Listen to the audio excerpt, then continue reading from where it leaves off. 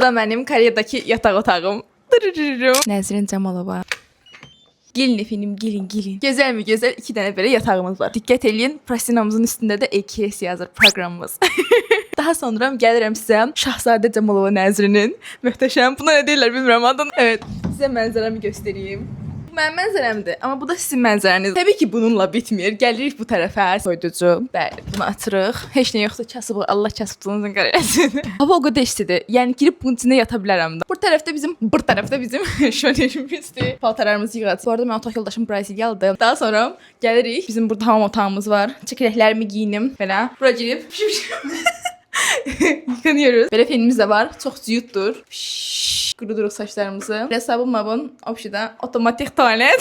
Yəqin şampun yığarıq da. Burada bir dənə şölərimiz var. Burada yəqin ayaqqabılarımızı yığarıq. Koreyadan daha nələr göstərməyimi istəyirsinizsə, mütləq oturun. Gözəşəbitlərimi çıxardım. Koreyadan daha nələr göstərməyimi istəyirsinizsə, şərhlərə yazmağı unutmayın. Mən də gedim dincəlim yatımda. İncə gəlmişəm. Ay nə qədər yol gəlmişəm. Allah bütün günü 3-4 dənə təyyarə dəyişmişəm. Behlül Qaçar. Bye.